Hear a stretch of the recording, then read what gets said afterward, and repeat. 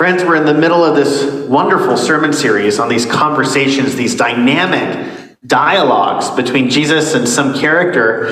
Last week, Father Ryan, did he already exit the room? There he is. He preached this extraordinary sermon on the woman at the well and Jesus' interaction with her. Someone in our church said anonymously it was the best sermon that they had ever heard on that passage. That's pretty high praise. So today we talk about the conversation Jesus had with the blind man. And this text is John chapter 9. Some of the verses are omitted in the lectionary and they're not all included. So you might want, if it helps you, to open up a Bible. There are Bibles in the back corner, but also if you have a Bible on your device that you can pull up, you might see some of the verses that are not necessarily here in the bulletin as we go through this passage and look at some of the fascinating interaction and the miraculous healing that Jesus did. I love this passage where Jesus talks with the man, and he was blind from birth, and he reveals himself to the man. He wants the man to be able to see him, and he heals his blindness. And he wants the man to not only see him, but to put his faith in him, to put his trust in him. This passage isn't just about healing of blindness or watching the blind man come to faith in Jesus. It begins with the problem of pain. Everybody is asking, why is this man born blind? That's how the passage begins, with the disciples inquiring of Jesus. Why is he born blind? Is it because of his sin? Is it because of his parents' sin? What's the source of this particular suffering in this man's life? I mean, just like today, people throughout history have tried to explain why God, who loves us and is a good God, allows suffering in the world or in individuals' lives. Why does that happen? Our passage begins with this question, and the disciples are asking it of Jesus. And they want to know what's the cause of the suffering. To be blind from birth. The ancient world, their understanding of suffering, according to those in antiquity and in the Old Testament, they understood suffering in this life to be a punishment. If there's something wrong in your life, it's because God is punishing you for some reason. And then the burden is on you to figure out why you're being punished. For what reason? They understood in the Old Testament that those who live a righteous life, they're rewarded by God in this life. And that those who plot wickedness, that they are punished by God, or, if you're not Jewish, by the gods. The gods punish those that live wickedly. That's how their moral worldview worked. And that's how they explained suffering in this life. If you recall Job and his friends, and how his friends tried to explain to Job why he was suffering so much. And people joke that his friends must have been seminarians, right? In their answers. If a terrible thing happens in your life, and I do think people think this today, if something terrible happens in your life, it's because of something you did. Or of something that someone close to you did. If you have a diagnosis with a terminal illness, it must be because you've done something wrong in your life. And this is God's punishment. That's how many think in our world today. It's the same as the moral worldview back then. You can see this pattern throughout the Old Testament where the Israelites failed in battle when there was sin present, and then they succeeded and were victorious in battle when they had obeyed every word of the Lord. That was a pattern that you see throughout Joshua as the Israelites were brought into the promised land and had to conquer. One has to look more closely at the stories to see that Israel was also at its wealthiest and most powerful during Solomon's reign as king. And yet Israel was perhaps experiencing its greatest sinfulness. So the pattern of obedience and prosperity don't go together throughout the Old Testament. In Genesis, Joseph, another example, he had done nothing evil to deserve being beaten by his brothers and sold into slavery and falsely accused and imprisoned. His suffering was not a result of his wickedness. We know that all suffering and pain isn't a punishment by God for the sins that we have committed ourselves. So the disciples ask, if not this man's sins, since he was born blind, how could he have sinned in the womb? Then it must be because of his parents' sin. It must be the result. And there's some scriptural support to that. If you disobey God, it will not go well for you for several generations. If you don't honor your mother and your father, it will not go well for you, the Old Testament says. But just like Joseph in the book of Genesis, Jesus says it wasn't because of his sin. Jesus says it wasn't because of sin at all that this man was born blind. Well, that's confusing because that is the explanation in their immoral worldview. Well, if it's not because of sin, why did this man live his life with this kind of suffering? Jesus said that the works of God can be displayed through this man's blindness. The works of God can be displayed through suffering in our lives, in the lives of those that you love.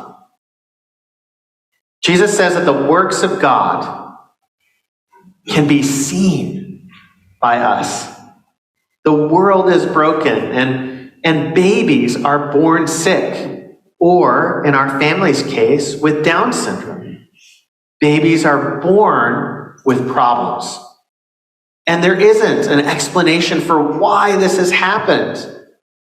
There are 1,000 problems that cause pain or heartbreak for each one of us in our lives or for parents. But God can and does display his power and his love through it when we yield our lives to him. And that's what we've experienced with little Chaz in our household. We believe that God brings the gift of joy through the baby with Down syndrome.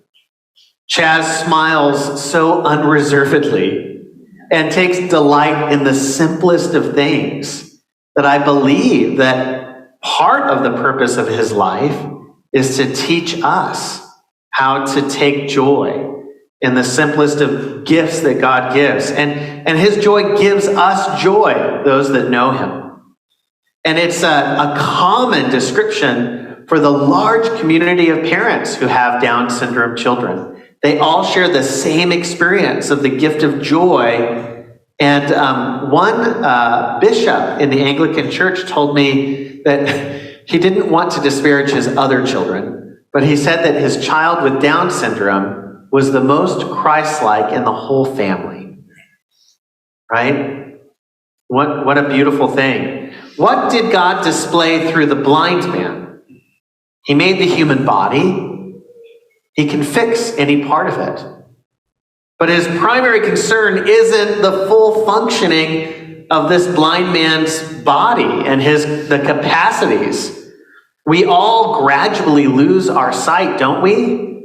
Isn't that part of the trajectory of the human life as our capacities begin to diminish? And Jesus doesn't come to heal everybody's capacities to when they were 20.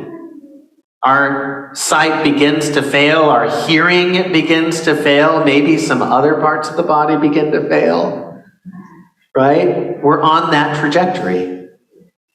That's not Jesus's primary interest for this blind man.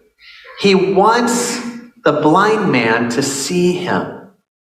He wants us, friends, to see him.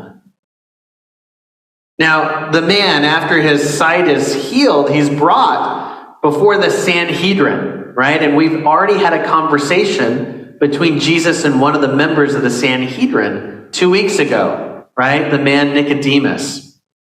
We know that the entire Sanhedrin is not full of angry, judgmental men because Nicodemus is among them. So is Joseph of Arimathea, who we encounter later in the gospel stories. This man is brought in front of the Sanhedrin, and many of the members of the Sanhedrin begin to mock him and condemn him They've already decided in their own understanding of the world that because this man had been born blind, he was a sinner.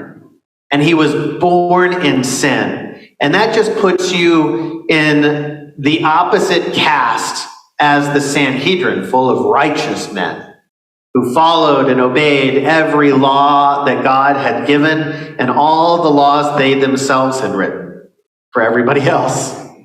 Right? These were the truly righteous men in society, according to their understanding of the moral worldview. And so they condemned this man and they disparaged anything that he said. So it's interesting that they interview him. But of course, they've got to get to the bottom of this mystery. There's some kind of tomfoolery going on. Somebody has swapped out the blind man for some other guy who looks like him. Right? There is tomfoolery that must be investigated. And he gives testimony to what's happened in his life. No, I am the man. I was born completely blind, and some guy that I couldn't see walked up to me. I think I heard him spit. He made mud in the dirt. He wiped something wet and gross on my eyes. And then all of a sudden, after I washed the mud off in this pool, I could see for the first time in my life. All I know, another gospel passage says, is I once was blind, but now I see. He gives testimony, right? And they say, well, we're a disciple of Moses. We know that God spoke to Moses, but we don't know anything about this guy that purportedly did this to you, right? And he says, this is so strange. He opened my eyes. No one's ever heard of anything like that happening in history. How can he not be from God? It sounds like a reasonable argument. But the members of the Sanhedrin mock him all the more. You would teach us? And they cast him out after rejecting him. The Jewish leaders in this story, in the Sanhedrin, they remind me of some characters from a children's storybook.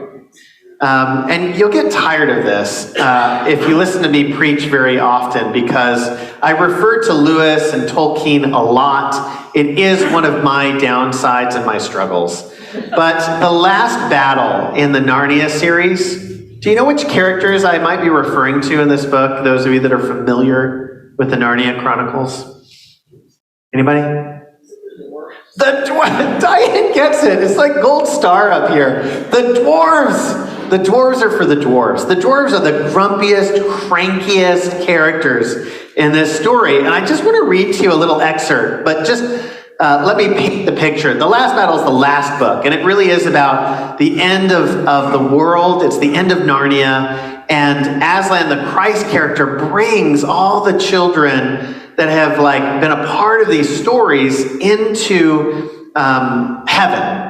Right? They go through a door and they're in heaven. And there's this beautiful description of heaven as this lovely countryside with sunshine and flowers blossoming and fruit on the tree that hang heavy and juicy.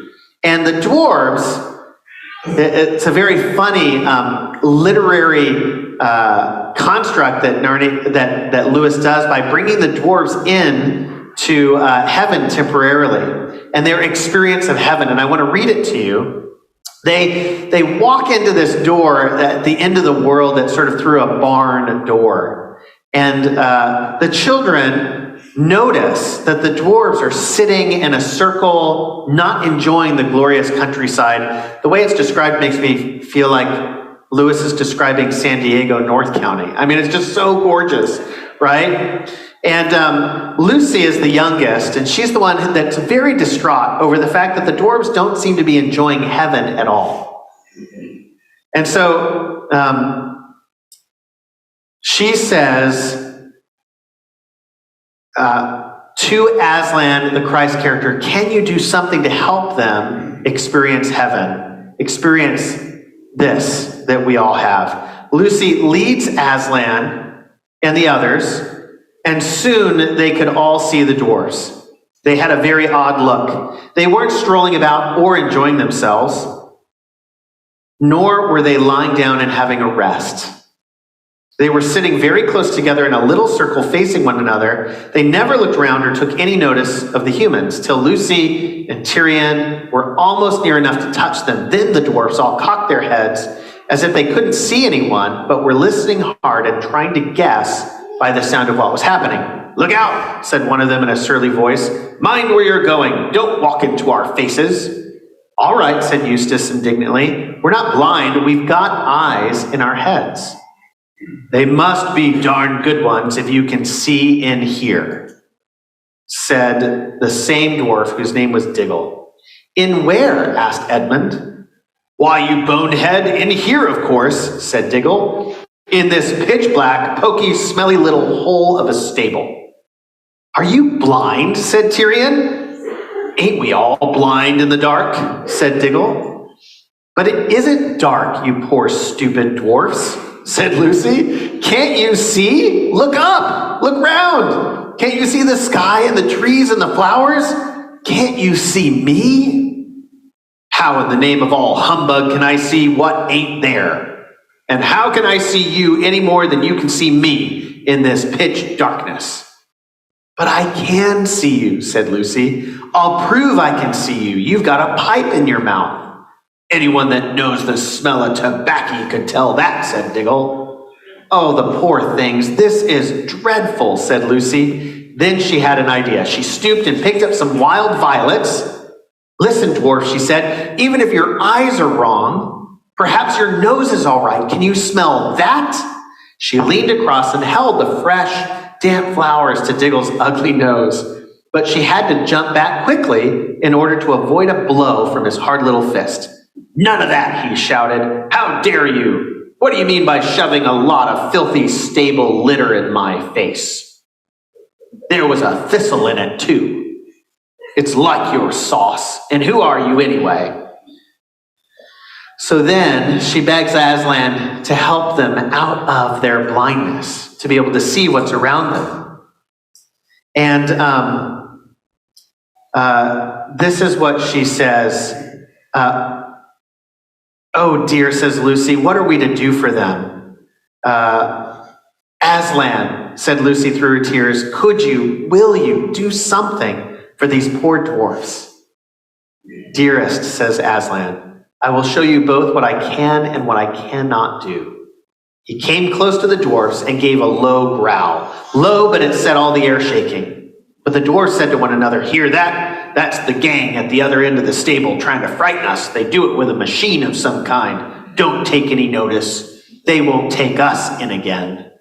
Aslan raised his head and shook his mane. Instantly a glorious feast appeared on the dwarf's knees. Pies and tongues and pigeons and trifles and ices. And each dwarf had a goblet of good wine in his right hand, but it wasn't much use. They began eating and drinking greedily enough, but it was clear that they couldn't taste it properly. They thought they were eating and drinking only the sort of things you might find in a stable. One said he was trying to eat hay, another said he got a bit of an old turnip, and a third said he'd found a raw cabbage leaf.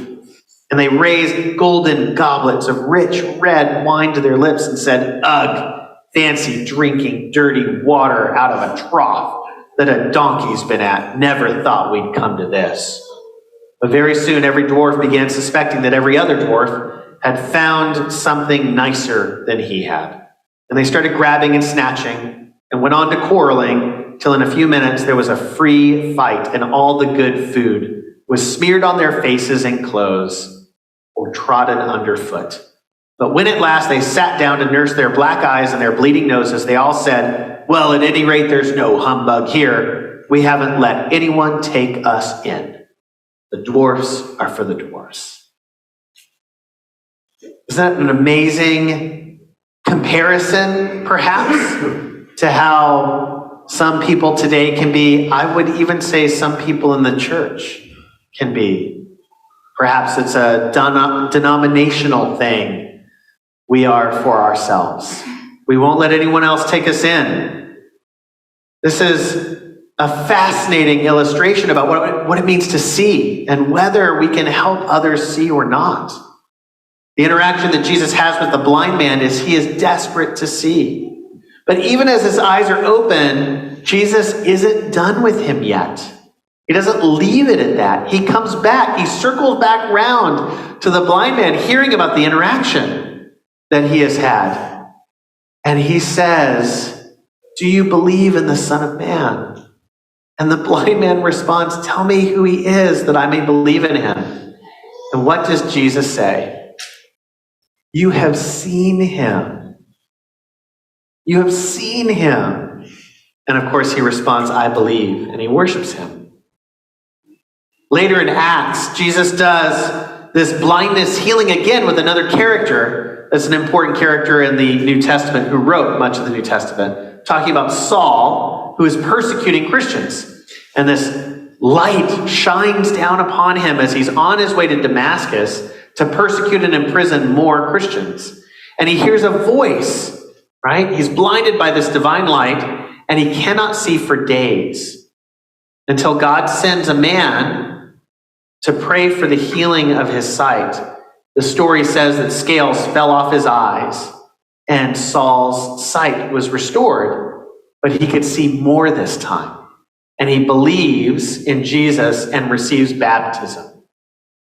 Maybe God allowed your blindness or suffering to help you see something greater. Perhaps that's what he's doing in what you're experiencing in your personal life or in the life of someone you love who is suffering. He wants you to see something greater than perhaps what the eyes can behold, or to help someone around you to see Jesus. I'm going to assume that all of us, we each have blindness in our lives, some kind of inability to see.